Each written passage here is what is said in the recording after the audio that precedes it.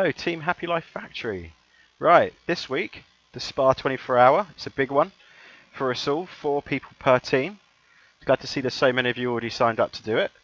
And so many people practicing as well, which is fantastic to see. Sasha really kindly put such a long session on today, which is still running as we speak, while I'm doing this video. And at times nice to see a tumbling down into the 2019s, to the high 2018s, and I just managed to put a low 2018 in this lobby. There are more optimal conditions where you can go a bit quicker throughout the race, and the track will feel a bit more gripped up.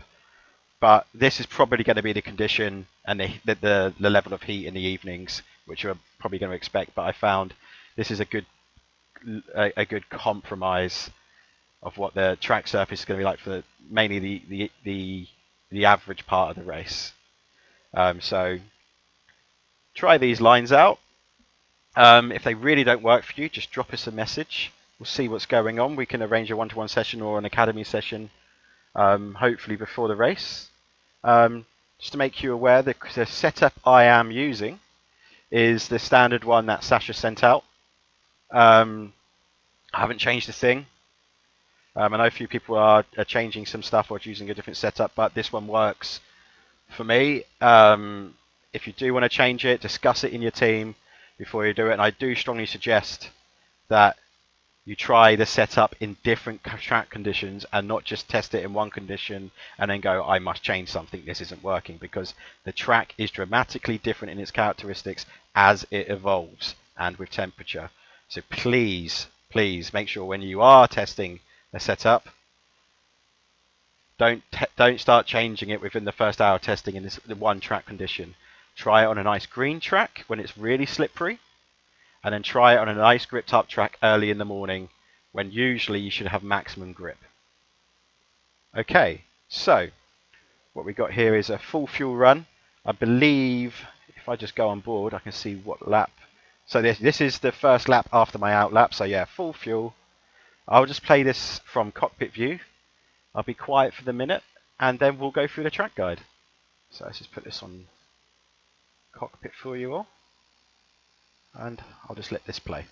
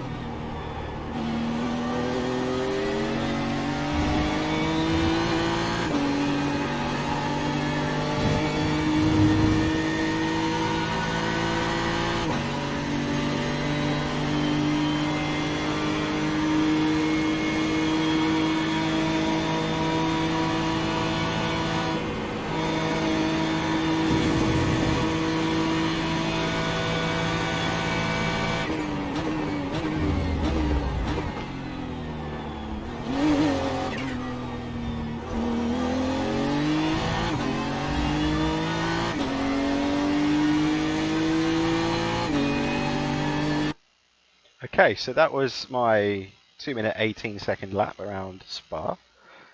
When I did that, let's just see what the track conditions are like now, because I set this about 20 minutes ago. So yeah, it's definitely higher than 20% right now. It's properly rubbered in now. And what is the time? What's the track temperature? Yeah, so the track is at a nice 21 degrees C. And yeah, it's cooler in the evening, so that's why the time is so quick. As it gets cooler, it's only going to get quicker. And when it's fully 100% rubbered in, that's when you start getting into the mid 2-minute 17s, which I did earlier. But it's not really productive for me to show you that lap because there was so much grip. I made so many mistakes in that lap, you wouldn't have learned anything from it. So let's just bring that lap back.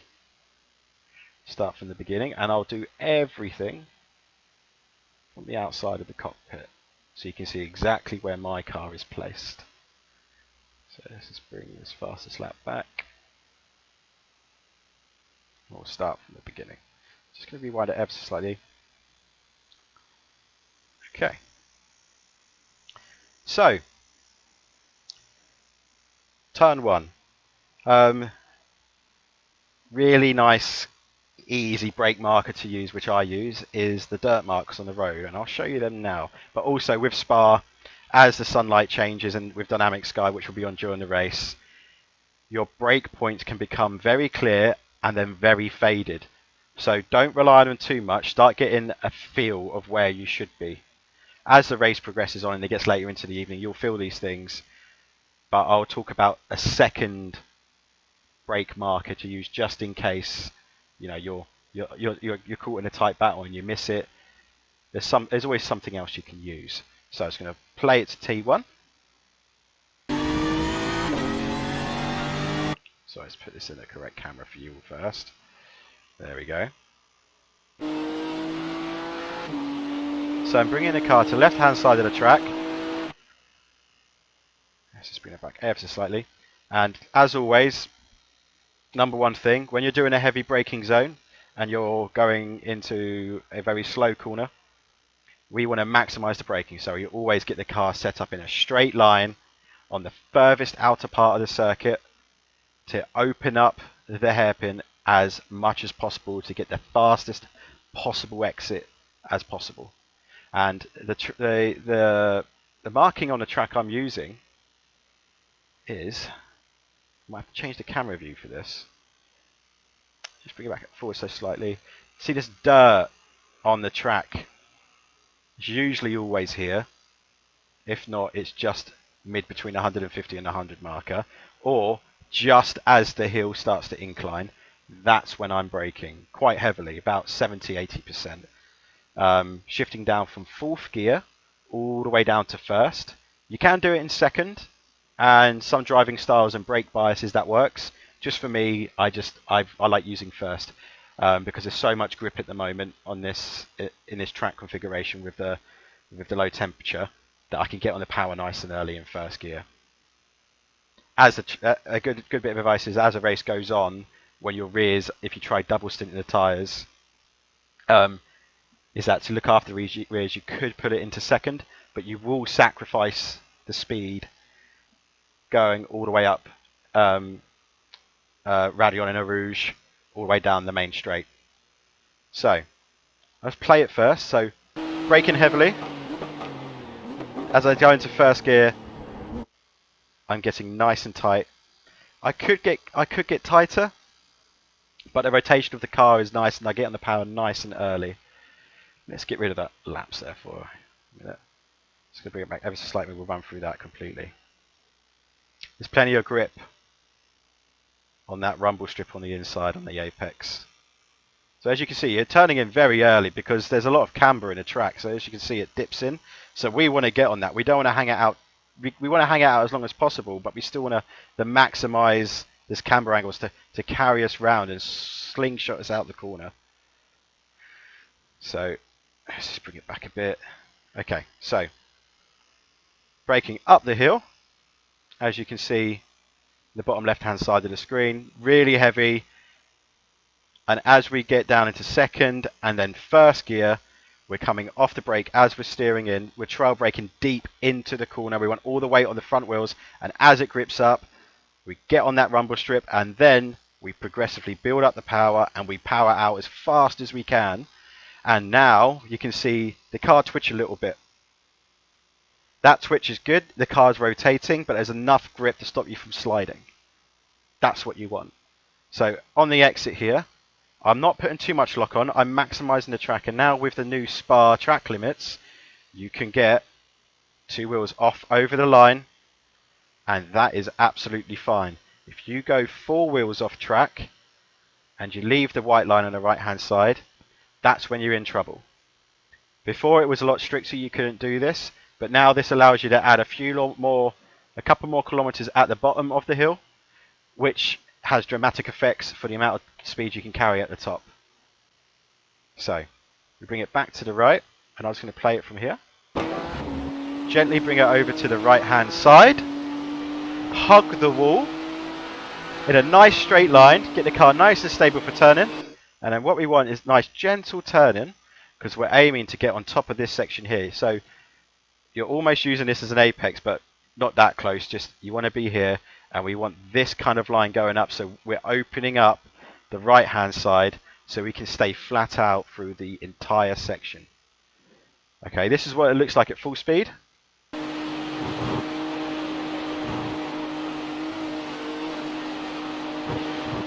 No track limits broken at all. I'm maximizing the track, so please get comfortable trying these lines out first. Let's bring that back to the beginning of the section, and I'll explain it in a bit more detail. So, step by step. So, no brakes at all, just let it run, flat out, all the way through. We want to hit this kind of meshy, grippy stuff here, and we want to keep our line as if we're almost going to drive off. But as soon as we hit these like no overtaking lines like you get on motorways, we want to be steering right, almost following the outside of the rubber line here. There's a nice clear indication there. It won't always be there. It might not be there at the beginning of the race, so don't rely on that. Just get the feel, okay? And at the beginning of the race, it's about getting the correct balance going up here. Your tyres might be a bit cold, so you might have to lift. But throughout the race, though, as the track evolves very quickly, you should be flat out up here. Let's bring this back. So, still flat out, staying to the left, turning right gently, but quickly. Turning in very early, because what we want, we're not going over this, just here, where the corner begins, this apex, without lifting the fronts. There's loads of grip, we want to get on that. We want to stay to the far right as possible, and then we want to straight line it as quick as possible, because there is so much grip on the front tyres on this setup that actually, as you steer, you're effectively lightly braking with the fronts. They are actually slowing you down because it's got so much grip on the front end. Having too much grip sometimes can slow you down. We can explain that another day too. Okay, so we're going up the hill. I'm straight lining the wheel as quick as possible to maximize the amount of speed I can carry out. So here, as long as I've got half my car over the apex, just straight line yourself over it. If you try and go around it, you'll lose 3 or 4 kilometers, and you're effectively wasting more tires. Your tire usage will go down, and you won't carry as much speed down all here, and that's when people will get in your slipstream and get by you on the back straight. So please try this line.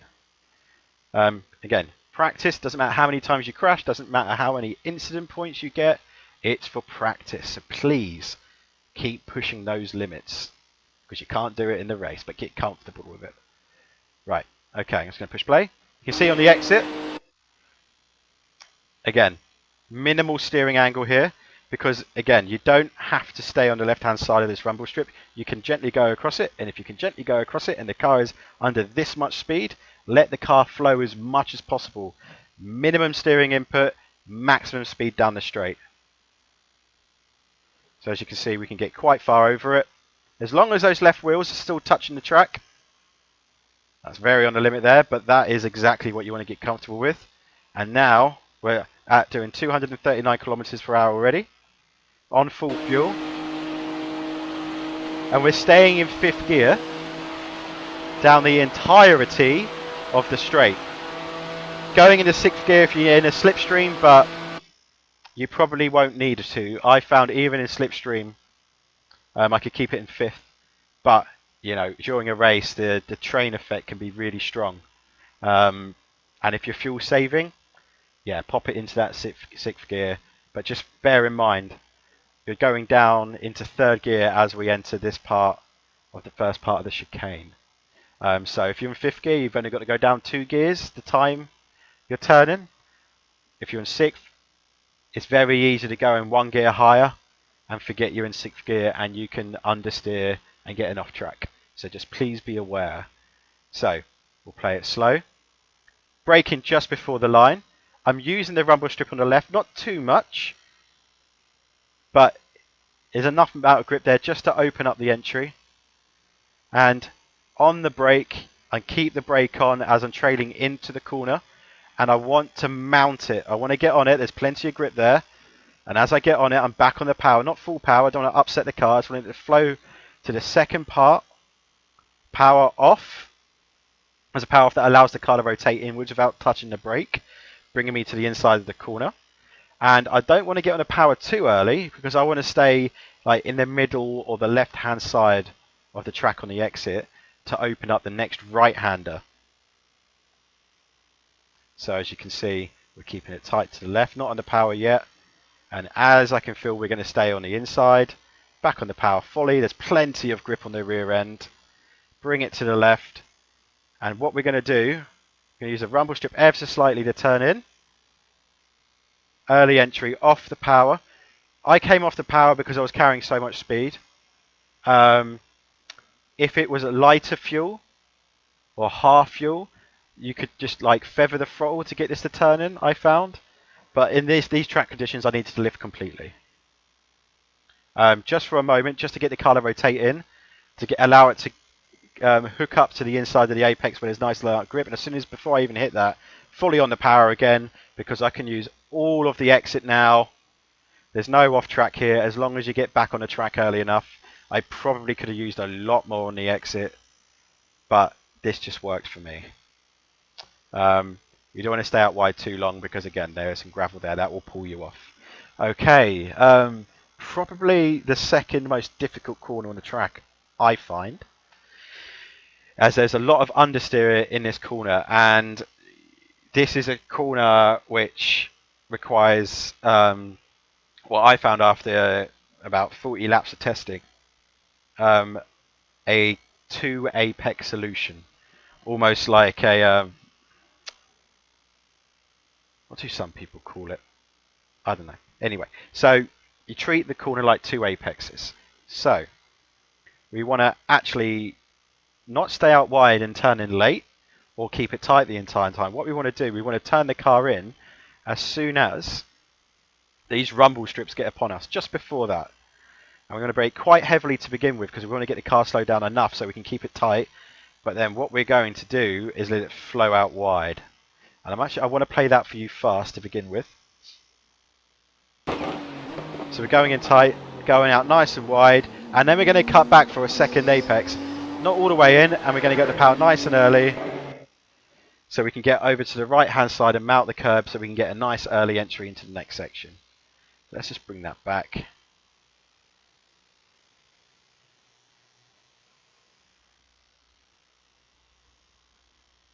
Okay, so turning the car in now, that little twitch there is enough to line my car up to now have a trajectory for the inside of the corner, because I'm going to try and straight line my braking as much as possible. There's a small bit of steering input because I'm braking into the corner, and I don't want to be out here, and I want to progressively put the steering on, but we want to kind of just angle the car ever so slightly so we are aiming for the inside. And then just before we get to the rumble strip, we're braking quite heavily, about 60%, and as we're going into the corner, going down into second gear, as we're gently coming off the brake, you can see under trail braking I'm keeping the front loaded up with the weight The rear is beginning to allow the lighten up, allowing the car to rotate. You can see that there. The trail brake, it allows the car to rotate, give me the slip angle I need to then trail off the brake, and then the car, as soon as the car starts coming back in, you don't have to come in all the way to get the apex. This is a corner that is in the race is going to progressively change throughout the race. You may find, oh, it's nice and tight, it's nice and easy at certain parts. Other parts when it's very hot, you're going to find yourself with a lot of understeer. But you primarily want to kind of keep this focus where you kind of go in tight, let it come out wide, and then bring it back in again. Okay, so here there was enough grip just before I even hit the apex to get back on the power. So I get back on the power, and I then wait for the colour settle to go before I go full power. Then I can see the car's gripped up because it's still rotating. And I don't want to put the power on too much. I don't want to end up over here because it's going to make it very difficult to get over here and get the correct angle to turn into the next section. So this is very similar to corner to like the there's a corner on Imola. It's very similar to this. You come close to it, but you don't want to go on it. This makes a big difference, just keeping it this far over. It makes it a lot easier to get here and to get the car settled to turn in. And again, this is a corner that if you're going to get an off track, this is going to be it, because there's a lot of understeer on this section as it's downhill and the track falls away from you. And when the track falls away from you, it's like you've constantly got understeer and you've got a loss of front end grip. And it's very easy to get put into the wall if you're on the outside. So, car still rotating, fully on the power. Nice straight line. I'm kind of opening up the angle, using the curb to lift up the right hand side, to load up the right hand side wheel. I come off the power. I don't touch the brakes. Actually, I lied. There was a touch of the brakes. I must have had a bit of understeer as I'm entering. So if you do experience any understeer on entry, you find that just a little tap of the brake will just get the front to dip down to give you the corner entry you need, to give you that front grip. You just want to put a little bit of weight to the front to get it to stick. And I've lost my mouse. I hate ultra wide screens. Right. Car rotating in nicely. As soon as we get there, as we're going to hit the apex, modulating the throttle depending on the track grip. And as soon as we're on the full throttle, you want to be happy that you know you're not going to go too wide. And again, here we can go wider than we did before. As long as you've got two wheels, I would say between these two lines here, you're fine. Any further, it's another off track. So just going to play again. Nice straight line to the next section. I see a lot of pro drivers getting up here before they turn in. I'm finding it a bit harder to do in the BMW. I find it's very easy to get the rear to just unload and spin.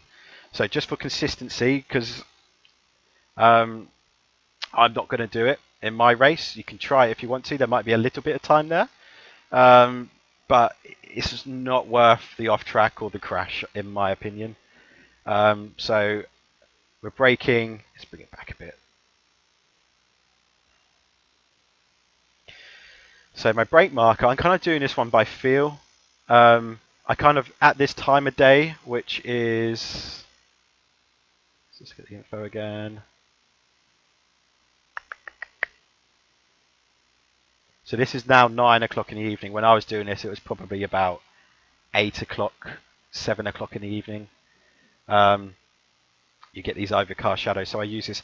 If not, find your own braking zone.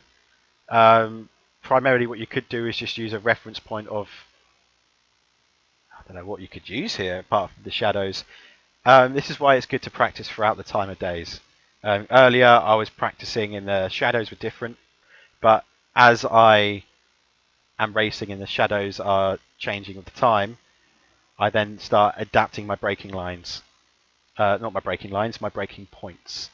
But what you could use is use this Marshall box as a reference, or when you see this little gap in the track fence here.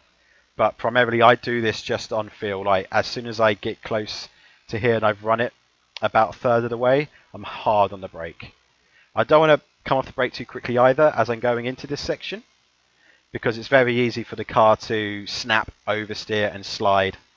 Even with traction control, it likes to do that. So heavily on the brake, loading up the front, and I'm shifting down into fourth gear.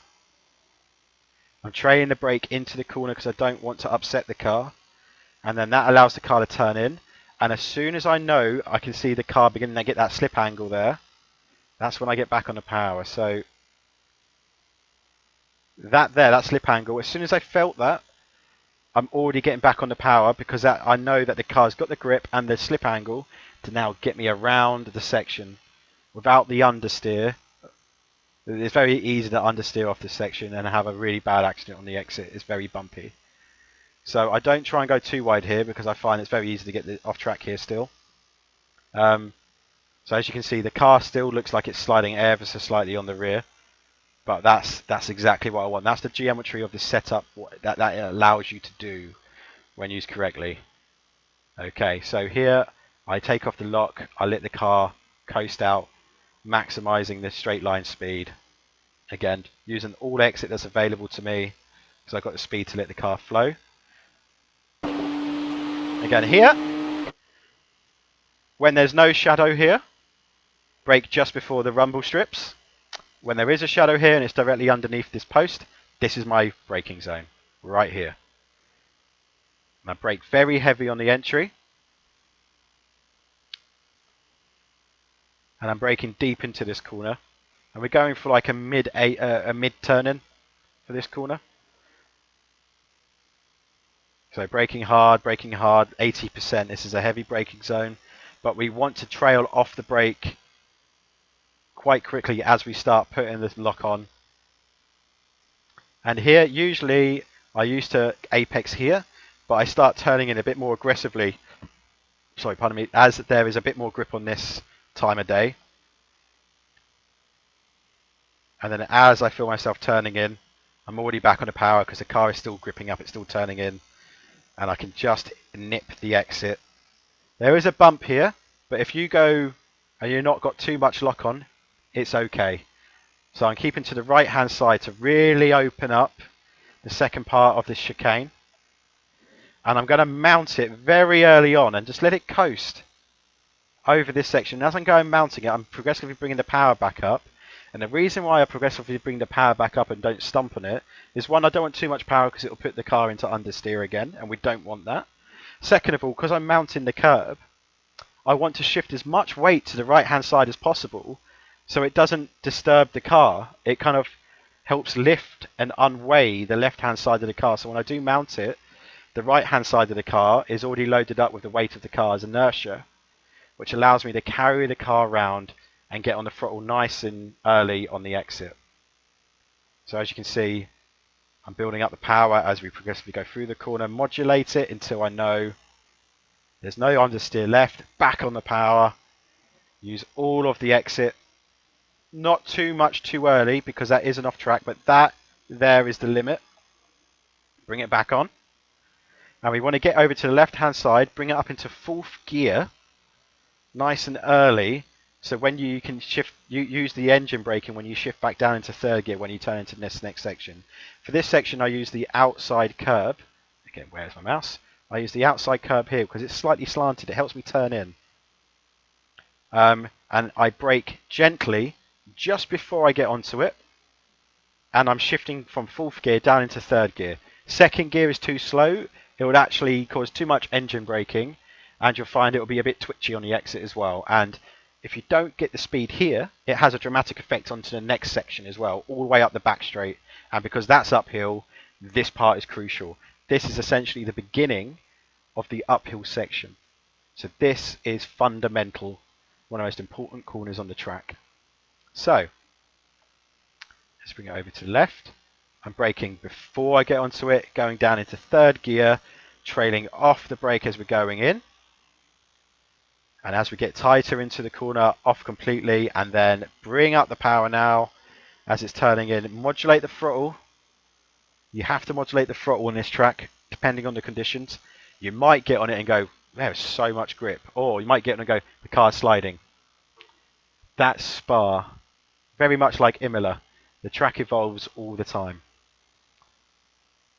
So, any track does evolve, but these are two old school tracks where it really does make a difference. So, bringing it out to the left. You can use quite a lot here again. Just keep part of the right hand side wheels on the white line. You can really go out wide, but turn in nice and early. And we're going to shift up to fourth as we're going through this section. And now, because they changed the track limits, you can use a little bit more of the exit. There I did a little bit of a lift because I just felt a little bit of understeer in the car. And if you just lift a little bit early, it allows you to get on the power earlier where it's most needed. And it stops you from running wide and putting the front tyres under stress, which creates the understeer in the first place. So you can see the exit here to show you how much I use. And this is kind of the trajectory you want. You don't want to be pushing so hard that your car is not even pointing back, looking like it's going to turn back in. If you're doing that, you're turning either too early or too late, too aggressively. But through that section, it's just a tiny little lift just to unlock the rear end to allow it to turn in. And as you can see here, as long as there's two wheels on the curb, it's very happy not to give you an off track. Okay, just going to push play up this hill section. Again, this bit, you want to let the car flow as much as possible. Don't shift it to the right suddenly. Don't shift it to the left. Let the car flow. So here, and keep it to the right hand side. Straight line it to the next section. Bring it over gently. And then it coast out to the right hand side. And as we enter this section, we're not touching the brake. You may see a lot of people be able to go through on the sprint setup or half fuel completely flat out. On this setup, on the endurance setup to look after tyres, we are not going flat out. They're going to do an ever so slight lift, and we're going to turn in early as you're lifting. It's very important you're doing it as you're ever so slightly lifting, because that moment you're lifting, it opens up the rear diff. That allows the car to turn in without pushing the front tyres into understeer. And there's also a nice little internal part of the track that kind of dips in for you, and it happens quite early, so we want to do it early. So here, I'll show you when I lift. So we're turning in, gentle lift, still on the power. Again, when the track really grips up and you're on low fuel, you probably only need to even lift that much on your entry. Okay, fully back on the power, and you can let the car coast out quite wide. If you're going through that corner and you're not coming out wide like this and you have to pull it back, you're going too slow. You can go through it faster. Okay, so that's right on the limit again. And then we're going to bring it over to the left. Here I use the Bridgestone bridge as my brake marker. I brake just slightly as I go underneath it. I sometimes use the shadows. There's also a little bit of dirt on the track, and there's a line on the track. So there's plenty of braking references up here. So bring it to the left hand side.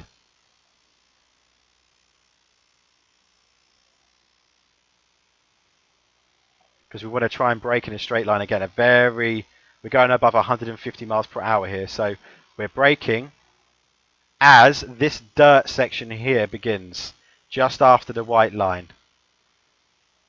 So as soon as we get here, I'm progressively putting the brakes on, and they're going to be about 80% pressure. So building up the brake, nice and heavy, get the weight transferred to the front, leaning, got the car braking in a straight line, but I've got it on a trajectory to go to the rumble strip on the exit, on the entry, because I want to open up this corner as much as possible. And as we're shifting into first gear, we're turning in, still on the trail brake, because we want to keep it to the right hand side as much as possible. Maximum steering lock now. Keep it to the right hand side, then we can give it a bit of a squirt of the power through the corner to maximize it. But try and keep it to the right, and then turn in, and we come off the power to transfer the weight back to the front of the car. Get on the rumble strip, let it coast, and then progressively get back on the power. Let the car rotate, let it slide a little bit, and then fully back on the power as you take the rotation off the car. And then use a bit of the rumble strip on the exit so you can open up the steering as quick as you can. Keeping the steering on the exit is what kills the exit. It's about taking it off correctly. Okay, and then as I push play, that's the end of a lap. What I will do now is we'll go on board, just so you can see the gearing for each corner, just to remind you. And you can just keep an eye on how I'm shifting and when I'm shifting. The timing is crucial. Getting timings of your shift really helps you memorize the track, because you start getting a rhythm, you start getting a flow for the track. Every time you're guessing gears, or you go a gear too low or a gear too high, it really affects your consistency. One of the tricks to your consistency is getting yourself into a practice session and just getting used to using the correct gears, and that way you know exactly when you're turning in, because you're using your downshifts and your upshifts is timing. It helps you time, helps you get a flow, builds up those consistencies. So I'm just going to let it play and just keep an eye on the gears.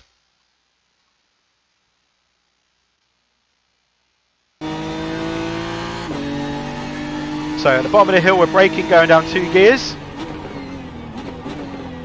Into first gear as we turn in.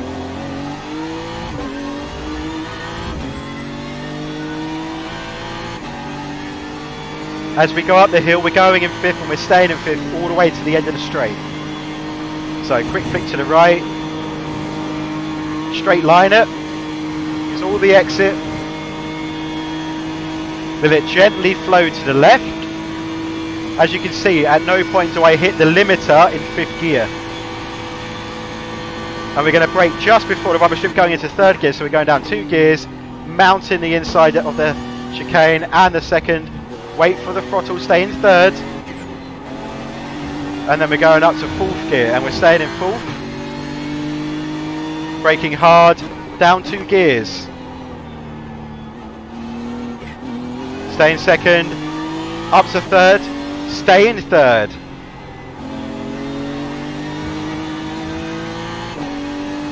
Okay, we're going to go into 5th gear, but then we're going to brake back down into 4th.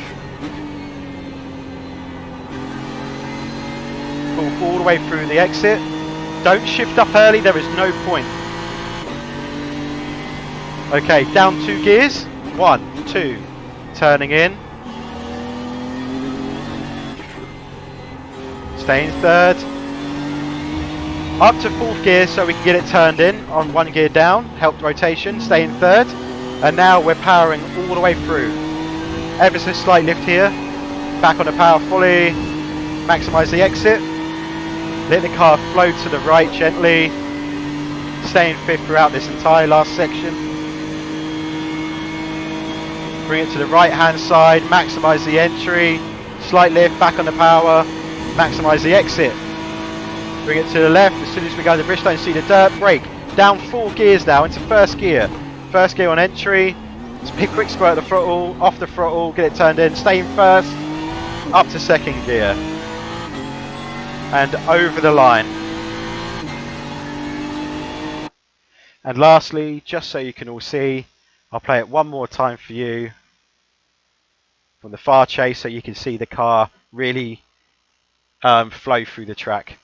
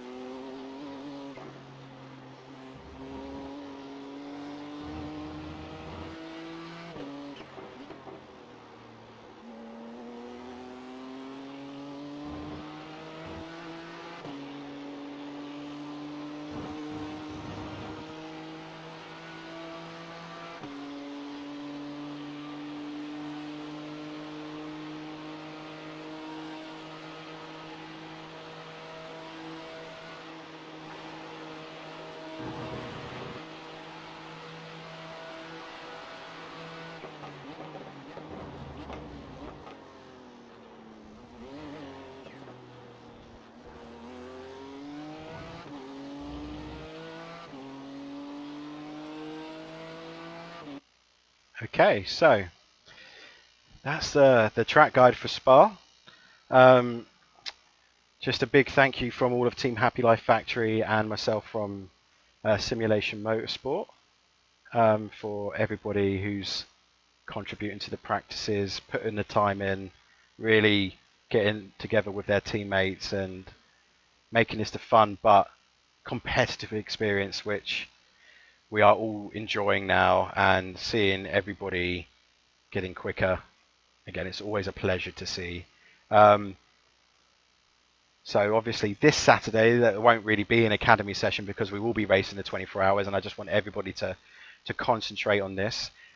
Advice for anybody who is in the Spa 24 hour: I really do not recommend that you do any other racing in any other car on any other track. Um, Two reasons: it will limit your potential and how fast and consistent you can get in this car on this track. Second, it's massively rewarding when you do put the time in, and trust me that the more time you do put in, the faster you will become. Third of all, your other teammates might be putting a lot of time in, and if you don't put that same amount of time in and you're not completely comfortable with the car, or you're not used to race situations that may occur, and you may have an incident that could have been avoided by just putting that little bit more time in. So by all means, have fun, but still treat it as right guys and girls, we're going to race. It's a big one. Let's make the most of it. It can be fun, but you can still be disciplined with it as well. And the discipline part of it, even though it sounds very strict, it massively increases the reward factor at the end. Trust me on this. Trust the other guys who are more experienced. Trust the new Formula 4 drivers we've got here. They will tell you exactly the same thing. But from myself, Simulation Motorsport, and Team Happy Life Factory, wish you all the best of luck. See you on the racetrack, and hopefully we get some properly decent results this time. I will see you on Saturday. Take it easy, everybody. Good luck.